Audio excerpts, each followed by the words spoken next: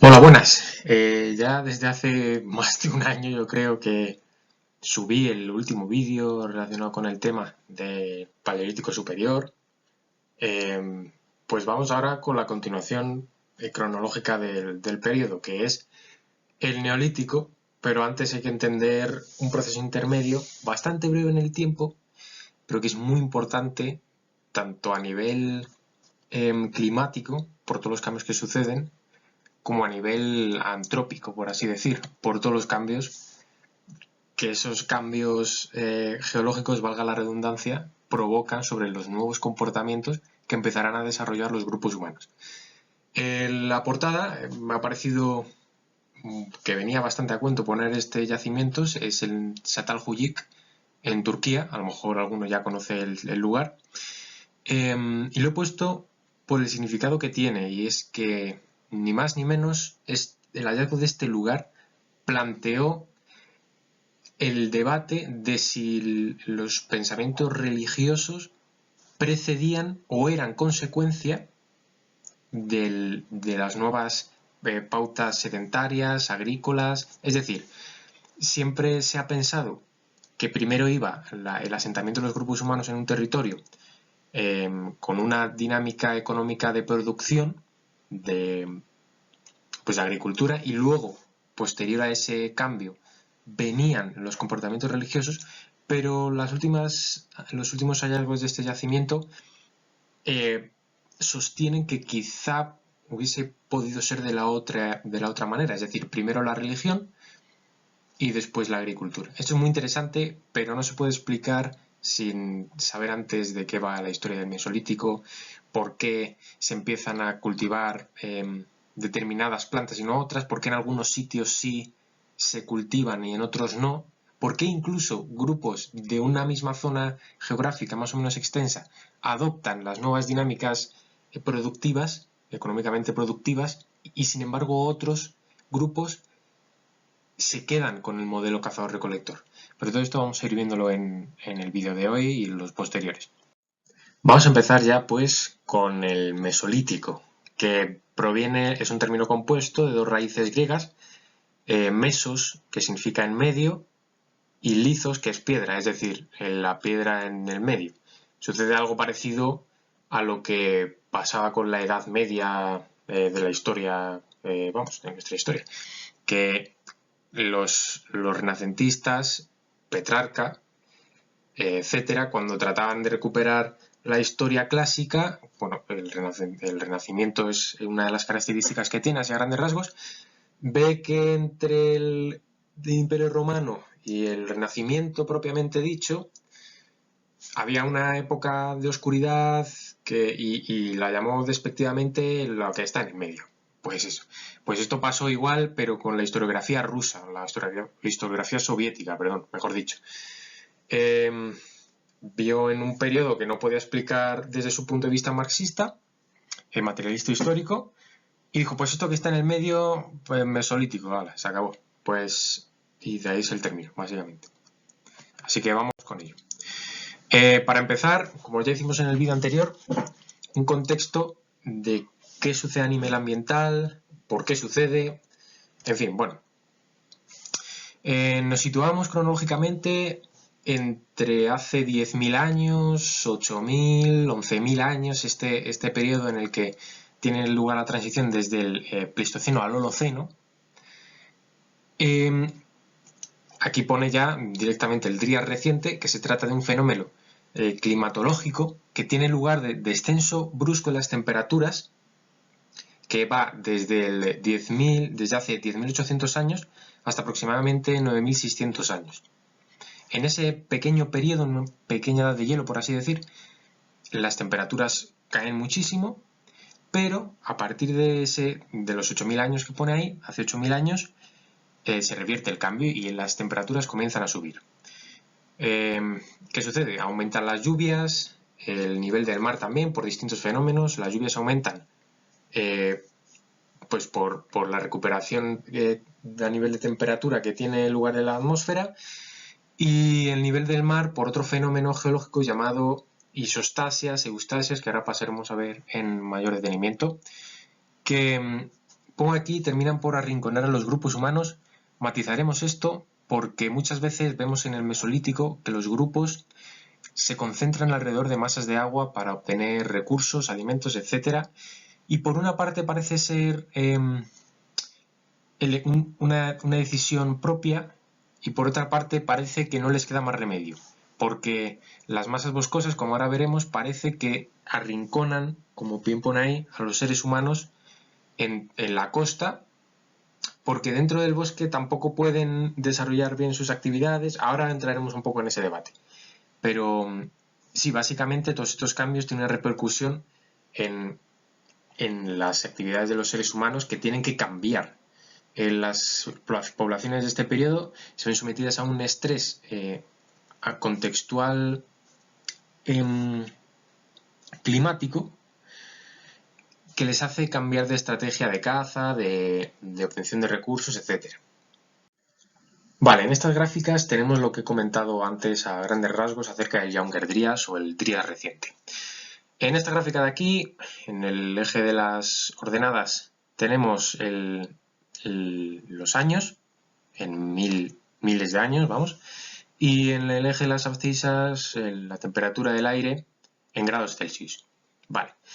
Vemos aquí, venimos de un Pleistoceno relativamente frío, con un pequeño repunte de las temperaturas a lo que se conoce como el periodo Polerin-Allerod, por los que lo descubrieron, que eran, no sé si daneses, puede ser, no recuerdo bien. Pero vamos, en general un Pleistoceno bastante frío, que se recrudece aún más a partir de, como ya hemos comentado, hace 12.000 años. Está aquí ya marcado el Younger Dryas, Dryas reciente, y es a partir de aproximadamente 11.500 que se considera por parte de los geólogos que comienza la época Holocena, pero básicamente a partir del año 10.000, hace 10.000 años, perdón, es un lío esto de... la temperatura se estabiliza en torno a los 30 grados Celsius, lo cual es bastante cálido, y es cuando se dan las condiciones propicias para para todo el cambio a nivel de flora y fauna, que tendrán como consecuencia última el que algunos grupos humanos adopten la agricultura. En esta segunda tabla, básicamente lo mismo. Lo que pasa es que hace hincapié aquí en el fin de la edad de hielo. Entonces vemos aquí exactamente, hace 10.000 años, la temperatura más alta, se toma como referencia esos 30 grados que hemos visto aquí, y antes de ello pues vemos el Pleistoceno bastante frío, 10 grados por debajo de lo que hemos visto aquí, que concuerda más o menos, si establecemos aquí 30, 40, un poco más, quizás menos de 10 grados. Esta es la situación con la que nos encontramos a partir del Holoceno, que es cuando viven los grupos humanos que vamos a estudiar.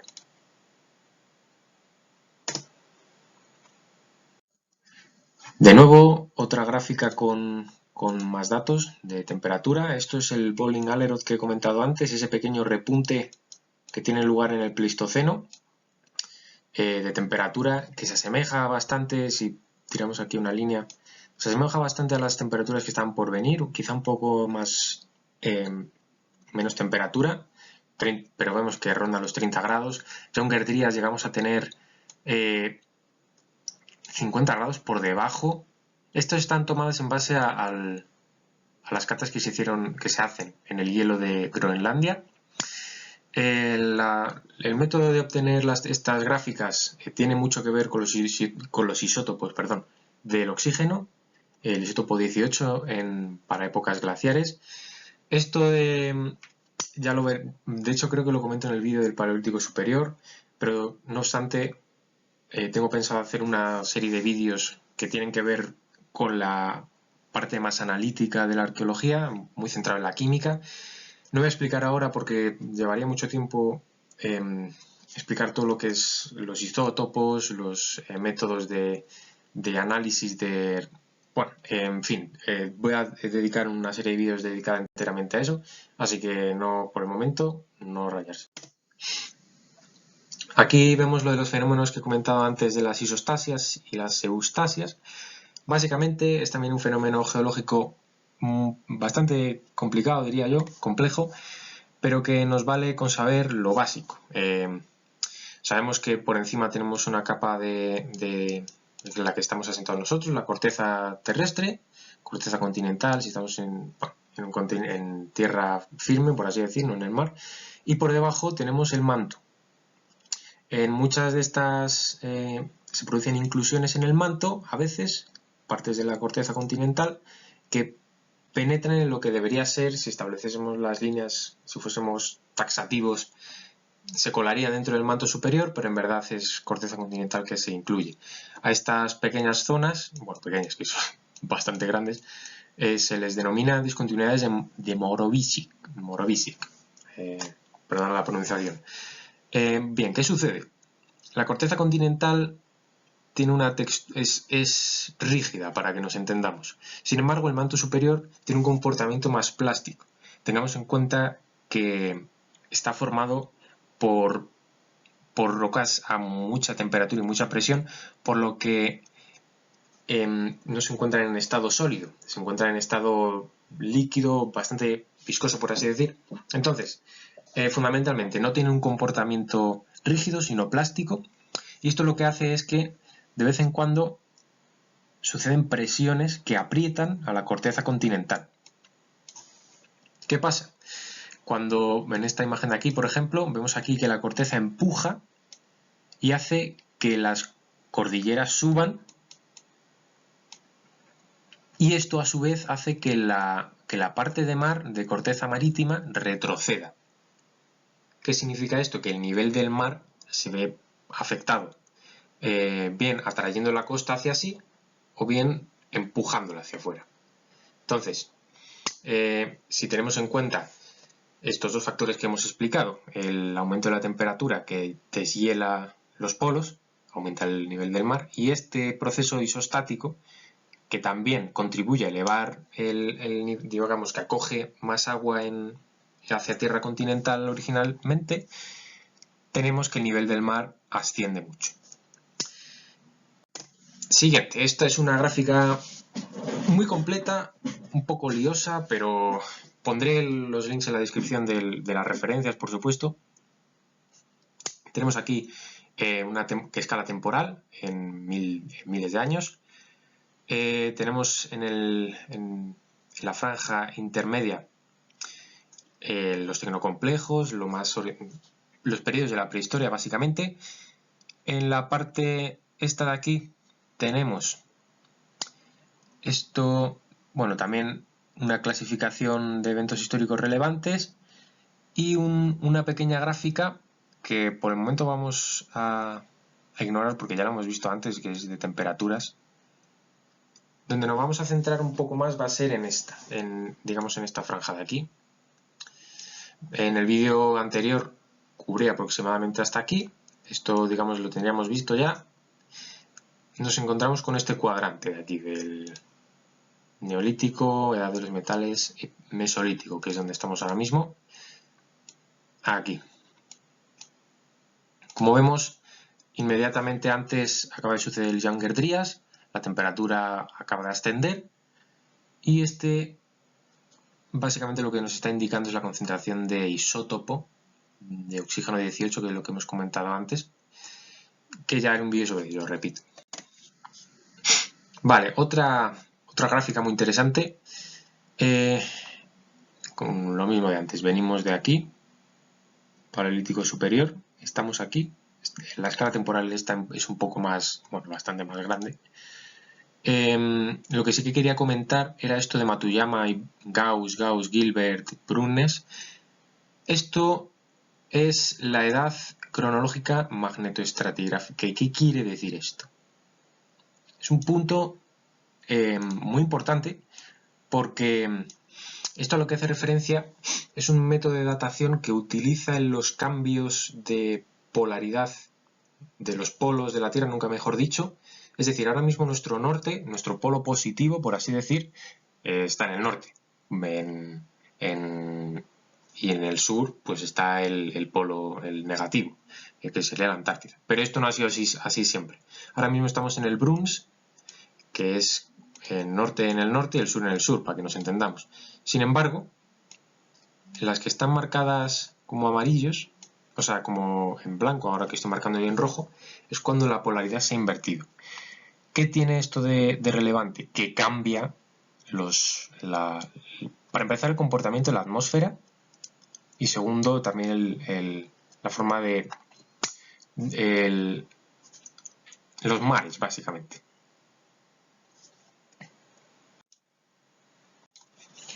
Y estas partes que son en negro son rotaciones temporales pequeñas. Por ejemplo, Old Dubai, Jaramillo, Caena, Mammoth. Digamos, suele haber secciones predominantemente magnetoestratigráficas, pero que a veces sufren pequeños cambios. Esto es muy curioso porque se observa en los propios sedimentos, sobre todo si tienen un alto contenido en hierro, cómo las partículas se ordenan. Es decir, si tenemos el norte el polo positivo en el norte y el negativo en el sur, las partículas de hierro, sobre todo si es un estrato con movilidad de las partículas, poco cimentado, por así decir, poco compacto, que las partículas pueden moverse, tienen una orientación diferente a cuando están invertidos los polos. Y es muy curioso de ver. Aquí más de lo mismo, el nivel del mar visto en función del tiempo y calculado en base a los isótopos del oxígeno. Nos encontramos aquí ahora mismo, pues aquí en el Holoceno, último máximo glaciar. Vemos aquí el nivel del mar es mínimo y que sin embargo va subiendo todo el Holoceno y llega a un punto máximo que no se vea desde el último interglacial. Es decir, de hace 130.000 años estaríamos hablando del Paleolítico Medio. Otra gráfica que muestra el ascenso del nivel del mar, pero esta vez, como vemos aquí, por la zona de Oceanía, de Sudamérica. Bueno. Vale, con todo lo dicho hasta ahora no quiero que caigamos en determinismos de clase geográfica o climatológica, sino que simplemente he intentado pues, exponer las razones por las que los grupos humanos se comportarán de una manera o de otra. Cuando hablo de determinismo, quiero dejar claro que esto es una generalización a nivel mundial. Me parece que he apuntado antes que muchos grupos, primero, teniendo la posibilidad de abandonar la caza-recolección, no lo hacen. También entraremos a ver por qué. Y segundo, hay grupos humanos que siguen siendo cazadores-recolectores y que eso no significa un menor grado de atraso. Ojo, no estamos en el siglo XIX. La historiografía ha avanzado mucho y juzgar a grupos humanos por ser cazadores-recolectores no significa reconocer un atraso cognitivo, ni muchísimo menos. Simplemente son situaciones que sí que vienen influenciadas por el contexto climático o geológico, pero no son determinantes. No sé si me estoy explicando. Bueno, cambiando de tercio, ya vimos en el anterior vídeo del Paleolítico Superior que el paisaje predominante durante esas épocas que tratamos, además con toda la situación climática que había entonces, era el de la estepa tundra. Es decir, grandes amplitudes de tierra con muy poca vegetación arbórea, principalmente arbustiva, con zonas con una gran erosión, como las llanuras de Loess, que por cierto, llanuras de Loess en el centro de Alemania, que por cierto veremos cuando la agricultura penetre en Europa, tendrán mucha importancia. Pero bueno, ahora, en este tema que estamos tratando ahora, las nuevas condiciones climáticas darán lugar a una serie de paisajes, como pone aquí, boscosos, con grandes zonas arboladas y con un cambio pues evidente sobre la fauna que las habita. ¿Qué significa esto?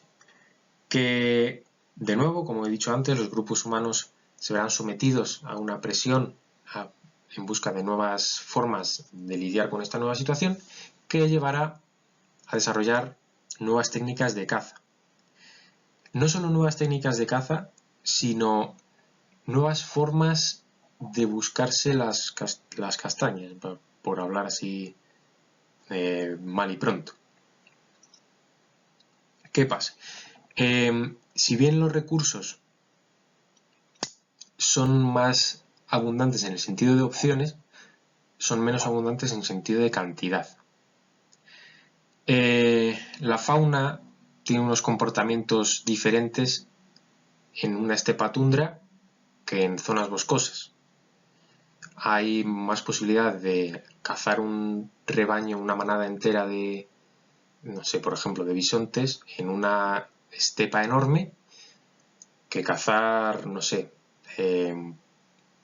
una población muchísimo menor de ciervos, por ejemplo, en un bosque, que es muy difícil de seguir el rastro, los ciervos son muy ágiles, no sé si me estoy explicando. Entonces, este cambio en las técnicas de caza, nosotros no lo podemos ver directamente. Lo que sí podemos ver a través de la arqueología es las nuevas herramientas que utilizan. Y lo que se empieza a encontrar a partir del Mesolítico son herramientas todavía líticas, pero orientadas a la caza a distancia. Es decir, puntas de flecha a punta pala. Tenemos propulsores de azagallas también en gran cantidad, las propias azagallas. Arcos no, porque no se conservan, se conserva muy mal la madera. Algún hallazgo es excepcional, sobre todo teniendo en cuenta que los grupos están muy asociados a cuerpos de agua. Entonces, para el que no lo sepa ya, en el agua, al ser un medio anaeróbico, sobre todo si está enterrada en limos, es decir, no hay oxígeno, la madera se puede conservar muy bien. Pero son casos raros, entonces por lo general no se suele conservar la madera, pero las puntas de flecha, que son de piedra, sí. Y también hay presencia de herramientas compuestas. Es decir, por ejemplo, si tenemos el armazón de una hoz, no quiero decir que todavía haya hoces, pero es para hacer el ejemplo. De hecho, es que creo que lo expliqué en el vídeo anterior, pero es básicamente un montón de piezas pequeñitas que hacen la forma del filo. Y puntas de flecha también se han encontrado así. Es decir, en definitiva, cambia el registro arqueológico porque cambian las actividades que necesitan desempeñar estos nuevos humanos para enfrentarse al nuevo medio que les ha tocado.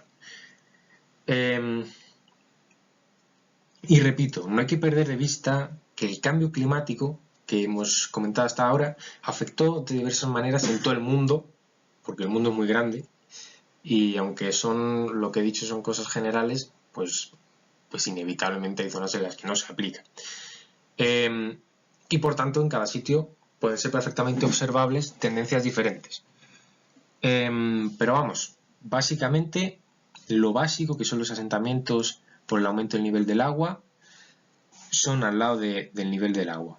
Y hay una evidencia muy fuerte que va de la mano de los concheros, que ahora enseguida pasamos a verlos.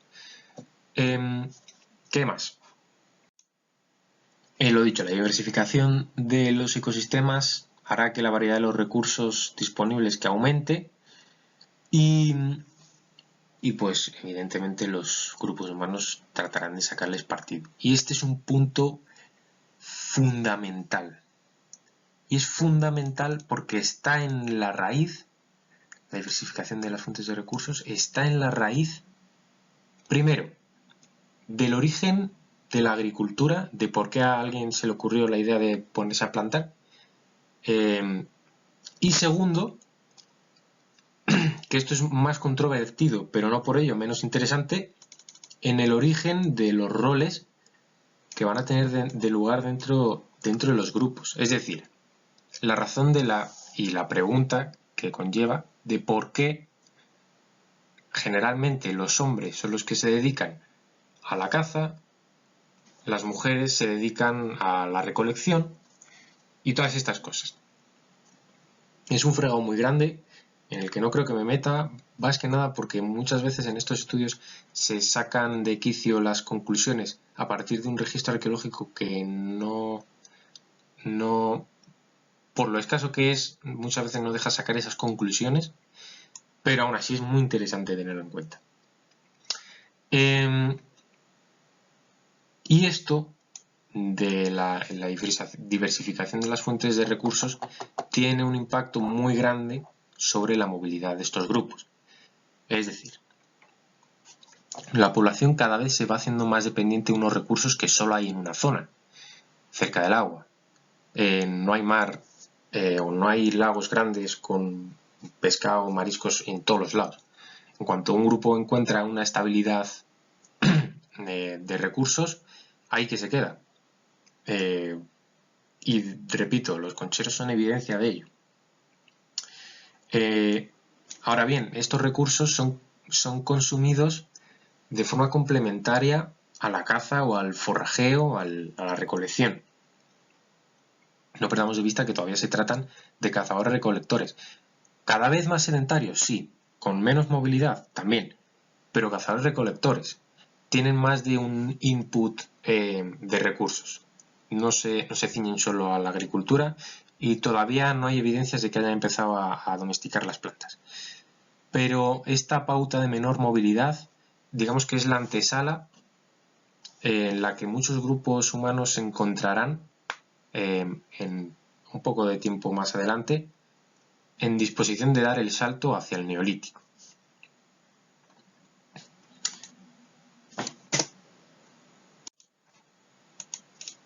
¿No pasa esto? ¿Qué?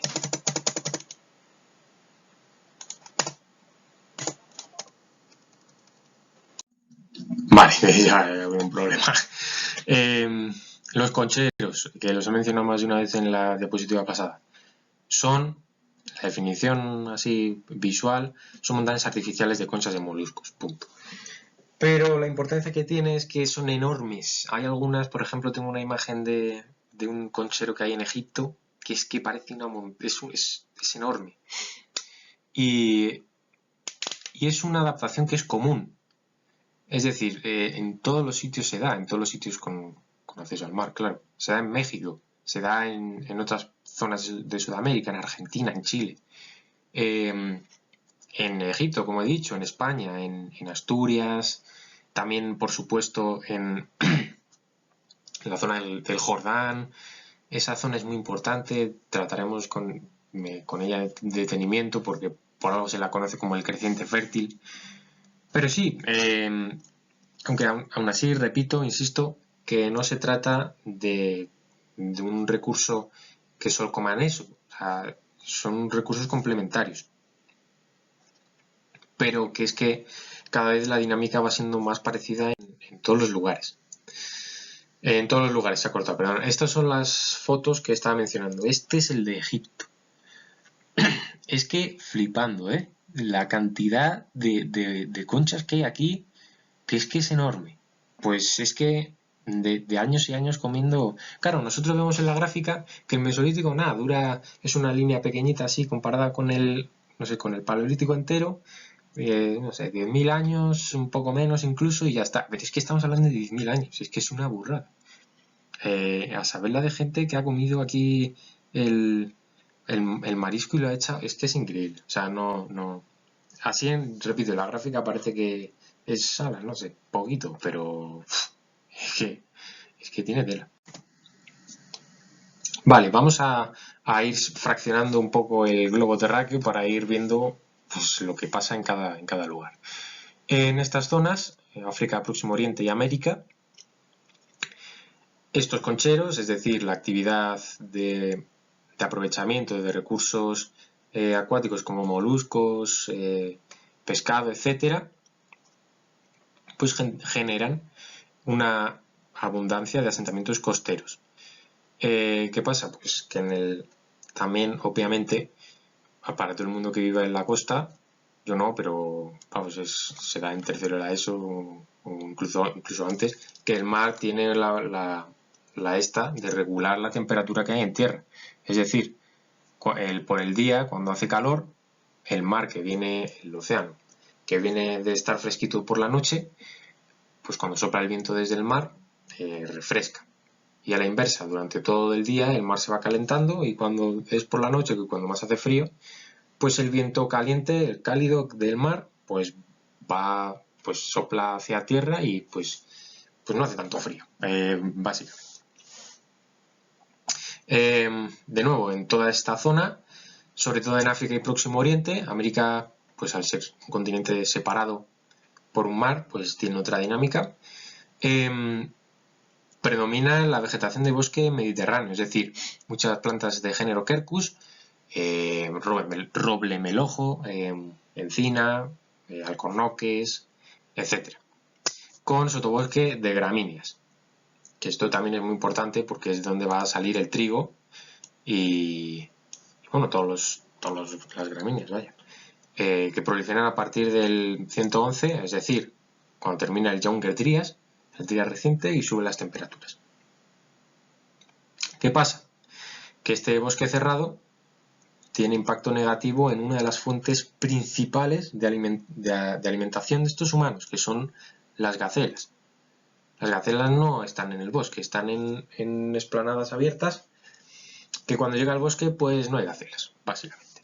Y esto, que lo he puesto en negrita y no lo podría subrayar más, provoca que los grupos humanos pierden una fuente principal de su alimentación y tienen que buscarse la vida.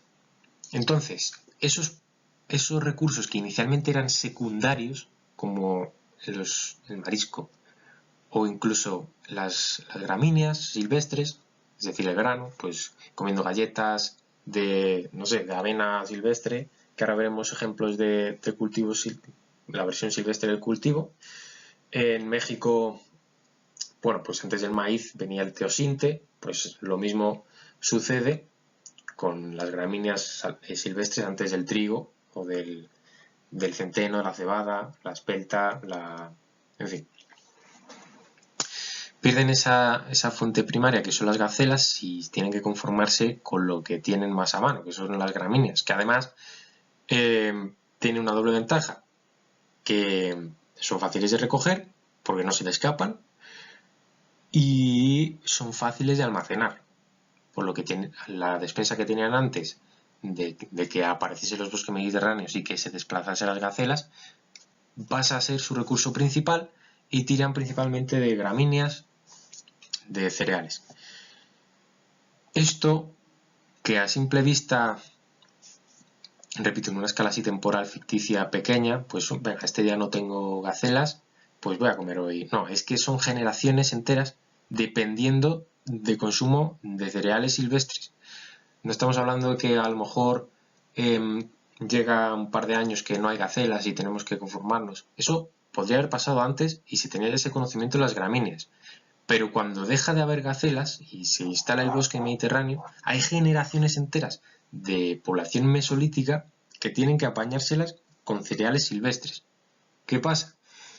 Que se adaptan a ellos y toman como lo que son un recurso seguro. Siempre hay gramíneas. Entonces pone aquí, la adhesión a los recursos seguros da lugar a sociedades de cazadores-recolectores complejos con pautas sedentarias. Ya se entiende por dónde va esto, ¿no? O sea, cada vez empiezan a normalizar más el consumo de gramíneas, no se pueden ir, y las gramíneas las tienen al lado, creciendo, es decir, no hace falta desplazarse un montón de tiempo, tienen a un lado marisco, al otro gramíneas, se apañan bien, no hace falta moverse, no se mueven, cada vez se van asentando más, esto tiene un impacto sobre las edificaciones que cada vez son más sólidas, más resistentes, ya veremos un ejemplo, pero ya cuando entremos en el Neolítico, de Jericó, Mureibat y todos estos lugares, vemos que los materiales de construcción son mucho más resistentes, más sólidos, están hechos para durar. Próximo Oriente. Vale, nos hemos quedado con el retroceso de las gacelas en detrimento pues, de ese bosque mediterráneo que comienza a empujarlas. Y la solución, como ya he dicho, el consumo de las gramíneas que tan abundantes son en el sotobosque mediterráneo como consecuencia enlazando ya con lo primero, de todo el cambio ambiental que ha habido previo. Es decir, el incremento de las temperaturas, etcétera, etcétera.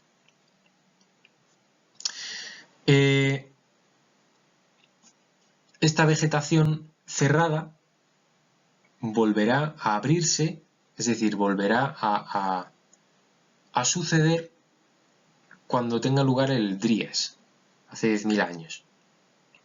Es decir, ya las poblaciones venían con un conocimiento de que podían aprovechar las gramíneas. Cuando vuelven el consumo que antes era primario, es decir, las gacelas, vuelven a consumirlo, pero siguen, ya conocen que hay gramíneas y que pueden llenar la despensa de eso en caso de que haya carencia otra vez.